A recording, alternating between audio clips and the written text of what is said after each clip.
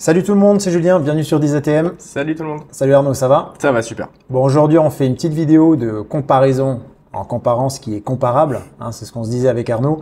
On voulait vous présenter la gamme Longines Hydro-Conquest parce Exactement. qu'on n'est pas encore allé sur cette marque, c'est la première fois qu'on la présente. Et on voulait tout simplement la comparer parce que toi tu me disais que tu as beaucoup de demandes clients, notamment par rapport au fait de ne pas pouvoir se fournir en Rolex Submariner. C'est ça. Alors, déjà en préambule, effectivement, hein, on est intelligent. On n'est pas en train de comparer une Sub et une Hydro-Conquest. On vient juste trouver une alternative, trouver des produits qui peuvent être un peu sympas à porter soit en plus d'une Submariner ou alors justement à la place d'une Submariner, ce qui peut être pas mal. On va être dans la période des vacances, on va être dans la période de l'été et souvent on cherche une petite montre sympa pour l'été et suivant les retours clients, l'Hydro-Conquest c'est vraiment un produit qui est vachement sympa, facile à porter et qui parle généralement à peu près à tout le monde. Le gros point fort que va avoir ce produit et même cette marque, Longines, c'est que c'est un produit qui va être décliné dans 3 tailles. Donc ça parle à un plus grand nombre, un mouvement qui tient bien la route et des coloris plutôt fun. On viendra après dans le détail vraiment, mais voilà, en préambule. Donc 3 tailles c'est quoi? C'est 39? On a 39, 41, 43. Ouais, donc ça c'est bien pour toi, les petits poignets, c'est bien. Plein de couleurs, vraiment plein de couleurs, donc ça c'est vraiment top. Donc là sur le plateau on en a 3. Exactement, on va avoir un cadran vert, kaki, un cadran bleu, un cadran noir. Il existe également un cadran gris, il y a des versions en biton, donc en PVD jaune, rose et acier, si on aime. Et il y a une nouvelle édition limitée également qui est sortie avec un cadran noir et lunettes vertes. Bon, on ne peut pas toutes les avoir, mais 3 c'est déjà pas mal. Tout à fait. Bah, écoute, passe-moi en une, je te propose, je la mets déjà devant l'écran, et puis comme ça, à la limite. Tu préfères la noire, la verte? Tu sais quoi, je préfère la bleue. Eh ben, allez. Et comme ça, à la limite, tu peux nous donner toutes les infos au fur et à mesure, et toi, ça te permet d'en discuter. Tout à fait. Alors, rapidement, donc on va trouver, donc c'est une montre type plongée qui va avoir plein de caractéristiques des montres de plongée. Donc, bien sûr, les index réfléchissants, aiguilles réfléchissantes. Donc, c'est du Super Luminova, pardon, à chaque fois. La petite perle de Luminova sur la lunette. À savoir que la lunette, c'est un insert en céramique. Je trouve que cette pièce, elle a vraiment un bon rapport qualité-prix parce qu'en dessous de 2000 €, on a vraiment un savoir-faire et des produits des matériaux qui sont vraiment bien mis en avant. Donc on l'a dit, lunettes céramiques, Super Luminova bleu qui est plutôt pas mal, étanchéité de 300 mètres avec lunettes couronne vissée. Ouais. Attends, je vais la revisser. Hop, je suis en train de tourner les aiguilles. Niveau mouvement, donc c'est un mouvement état. Longines, ça fait partie du Swatch Group. Donc on a un mouvement état, une déclinaison du 28-24, j'aurais plus exactement la référence en tête. C'est un mouvement de 72 heures de réserve de marche. C'est pas mal. Quelque chose qui est plutôt sympa. Ça permet de faire la semaine. On la pose le week-end, on la reprend le lundi matin. C'est surtout ça, ouais, c'est le week-end réserve. C'est le terme qui est sorti maintenant, c'est tu la poses le week-end, tu changes. Bon voilà, en tout cas c'est vrai que c'est pas mal. J'aimais bien en fait, je revenais juste sur un point, c'est le petit point de Luminova que tu as sur la lunette. Oui. On le retrouve de moins en moins sur certaines montres et je trouve que c'est bien de l'avoir mis parce que c'est vraiment un rappel, tu sais, par rapport à tout ce qui est plongé. Exactement. Alors il faut savoir que cette perle luminescente, donc on a la même chose en tritium sur les vintage, ça fait partie du cahier des charges pour que la montre soit une montre de plongée.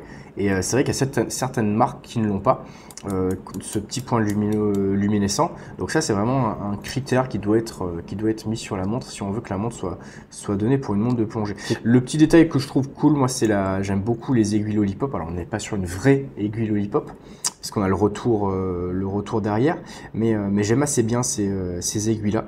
Le retour derrière, c'est-à-dire?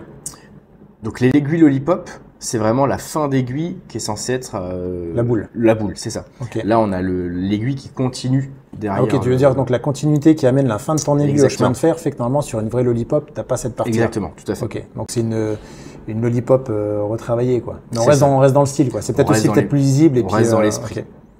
Et là où on va aller dans le détail et qu'on va trouver vraiment des choses sympas, c'est que je ne sais pas si tu arriveras à faire le focus, mais les aiguilles, notamment l'aiguille des heures, elle est travaillée et polie en fait sur 2 angles. On voit un petit angle au milieu, donc c'est pour dire que même sur une montre à moins de 2000 €, eh ben on va aller chercher le détail sur des aiguilles, sur un cadran, sur une lunette. Au niveau du boîtier, du bracelet également, on va avoir des alternances de polissage, donc du satinage qui sera une finition brossée, le polissage qui sera une finition brillante, et on va avoir vraiment des choses qui reprend au niveau de l'insert du bracelet en produit poli. Moi, j'aime beaucoup la bleue parce qu'en fait, t'as l'impression qu'elle a un faux cadran Zorro.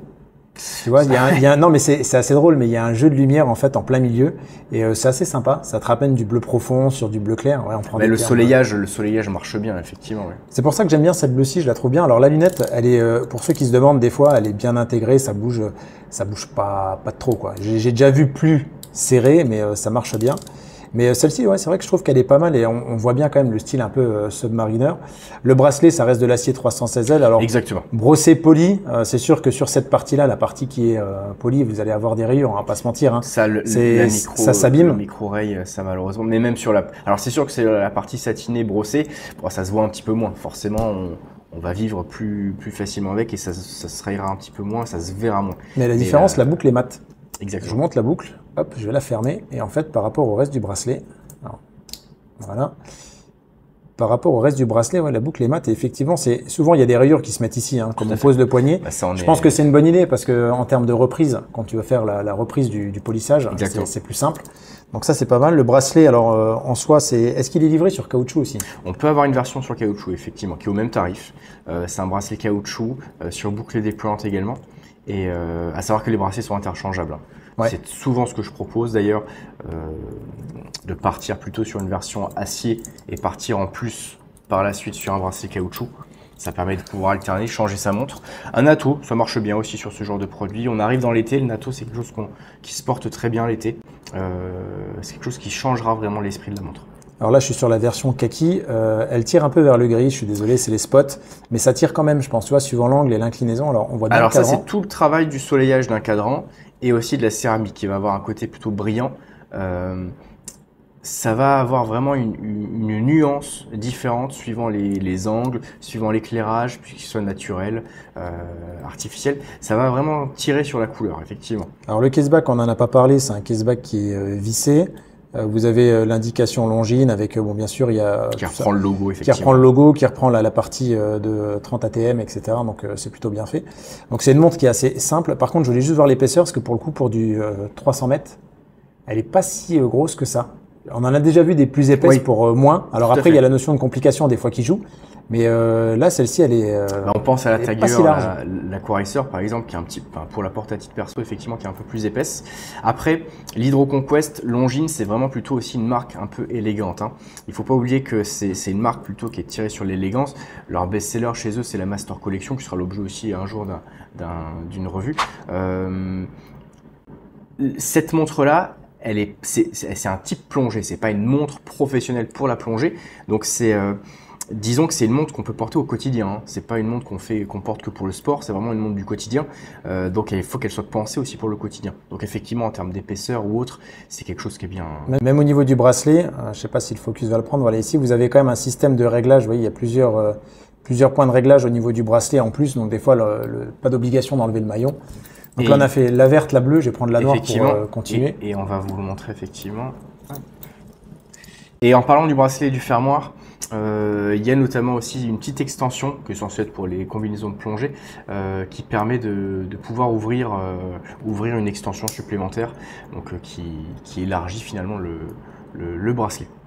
Ouais, donc ça c'est bien. Donc on voit bien quand même qu'il y a une dimension de plongeuse qui est présente. C'est ça, exactement. Je vais refermer ça, je vais vous montrer un petit peu le cadran noir, là qui pour le coup reprend clairement la question principale, c'était l'alternative à une Rolex Submariner. Bon là on y est en plein. Alors il y a quand même des petites différences, d'accord? Mais voilà, notamment le tarif. Je crois. Il manque une couronne, ouais. Mais notamment le tarif, je crois qu'il manque aussi peut-être un zéro. Donc, mais elle est super bien faite. Honnêtement, en termes de qualité de travail, on voit que c'est des belles montres, c'est une belle prestation. Et on est quand même en dessous de 2000 €. Donc, pour celui qui cherche éventuellement une montre, encore une fois, on le disait, alternative ou alors une montre secondaire pour quelqu'un qui a une Rolex Submariner, qui aime le style mais qui a peur de l'abîmer ou qui veut la garder pour des notions de collection, de business, on va dire ça comme ça. Ou même quelqu'un qui veut un bon rapport qualité-prix pour commencer dans l'horlogerie, une première belle montre. C'est souvent une des montres qu'on présente parce qu'elle a vraiment ce côté vraiment intemporel. Le côté aussi quotidien, hein, que ce soit vraiment une montre qu'on puisse porter tous les jours. Et ça, c'est un gros plus. Bon, en tout cas, merci. Je vais essayer de passer les trois juste un petit coup de vent, qu'on puisse les voir. Je vais vous montrer ça. On confirme cette vidéo. Donc là, vous avez donc la bleue, si le focus veut bien prendre, la bleue, la noire et la verte. Eh ben écoutez, dites-nous dans les commentaires à la limite laquelle est votre préférée, si vous êtes plutôt team voilà, bleu, verte ou noir. Moi perso, je t'avoue qu'au final, je suis plus, ouais, j'aime beaucoup le bleu déjà de base, mais je trouve que le soleillage qui est travaillé dessus renvoie un petit peu plus que sur la noire et la verte. En tout cas, merci à tous. Arnaud, merci à toi. À bientôt. Et puis à bientôt pour une prochaine vidéo. Salut.